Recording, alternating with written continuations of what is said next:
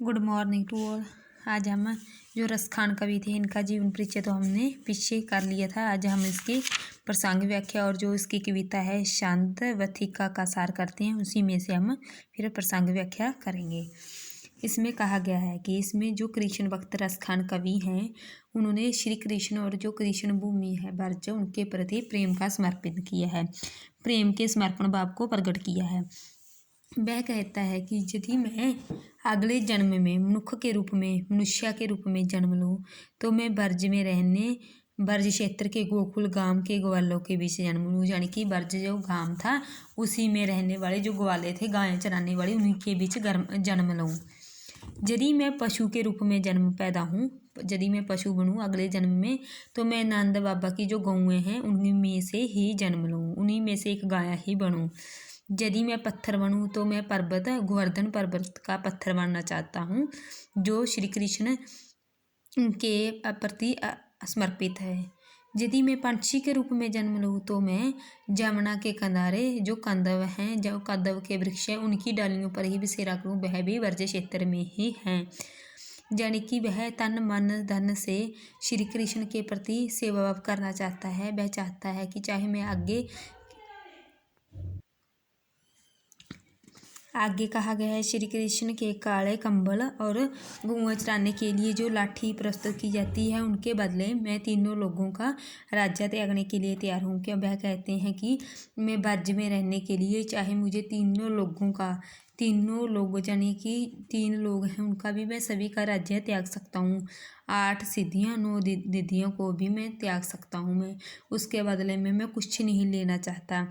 मैं सिर्फ ब्रज के लोगों के बीच रहना चाहता हूँ और नंद बाबा की गौओं को चराने वाला एक ग्वाला बनना चाहता हूँ। उस पर मैं अपना सब कुछ निछावर करना चाहता हूँ।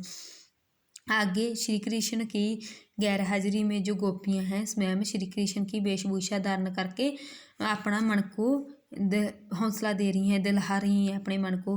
वह सिर पर मोर पंख, गले में गुंजमाला, पीले वस्त्र पहनकर ग्वालों के बीच घूमने की इच्छा व्यक्त करती हैं। जैसे श्री कृष्ण अपने साथियों के साथ रहा करते थे वैसे ही बनने की कोशिश कर रही हैं, ताकि वह सब कुछ बुलाकर श्री कृष्ण के साथ ही अपना मन बहलाना चाहती थी। वह उनकी ही भावना के साथ उनकी बांसुरी के साथ ही अपना जीवन बताने को भी तैयार थी बांसुरी गोपियाँ।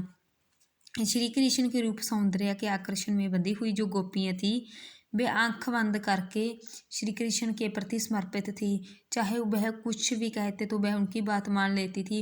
वह चाहे किसी का माखन चोरी करते, चाहे किसी को गाली देते, चाहे किसी का कुछ भी करते, लेकिन कोई भी उस पर विश्वास नहीं करता था कि वह ऐसा नहीं कर सकता है।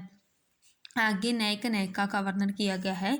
जो रसखान कवि है उसने नायिका के रूप में श्री कृष्ण को और नायिका के रूप में राधा का वर्णन किया है। दोनों की नायिका का जो सुंदर सौंदर्य का वर्णन है उसका भी अपने काव्य में वर्णन किया है।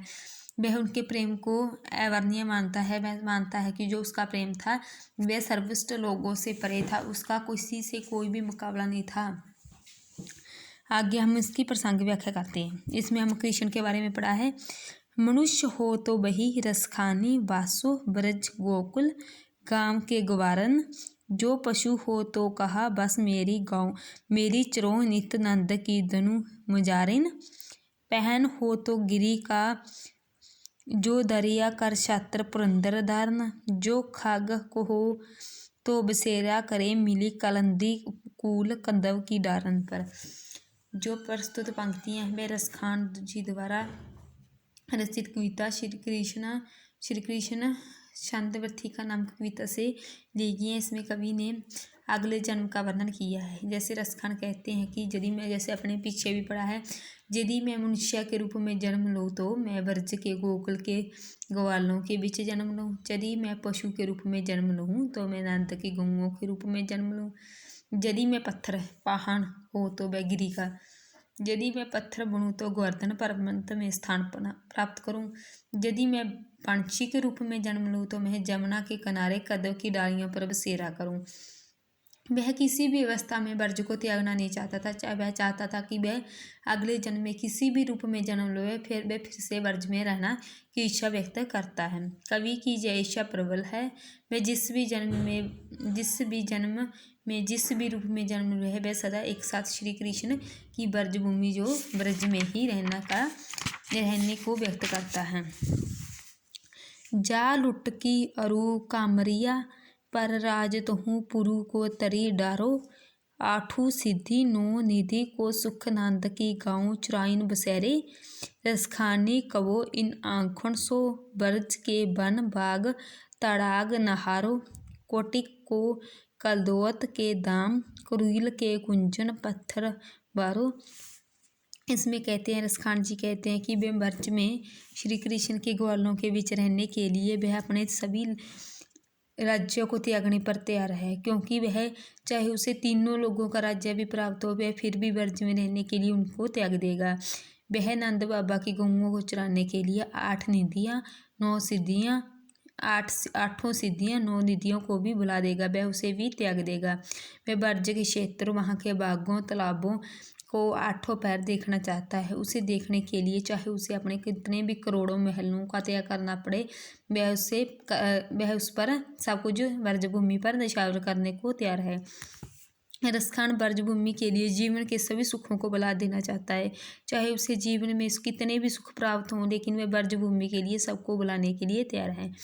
कवि संस्कारिक ऐश्वर्यमय जीवन व्यतीत करने की अपेक्षा, यानी कि जो कवि है संस्कारिक सुखमय जीवन व्यतीत करने की अपेक्षा श्री कृष्ण की लीला भूमि ब्रज में रहने में ही समस्त सुखों का अनुभव करता है। वह कहता है कि मेरी खुशी ब्रज में रहने के लिए, चाहे मुझे कितने भी सुख प्राप्त हो जाए, मैं सभी को ब्रजभूमि पर निछावर करता हूँ। आगे उन्होंने गोपियों का वर्णन किया गया है, जैसे गोपी श्री कृष्ण की वेशभूषा धारण करती थी। आपने आगे वाले 3rd, 4th, 5th तीनों को रीड करना है। नेक्स्ट चैप्टर में हम 6th से स्टार्ट करेंगे।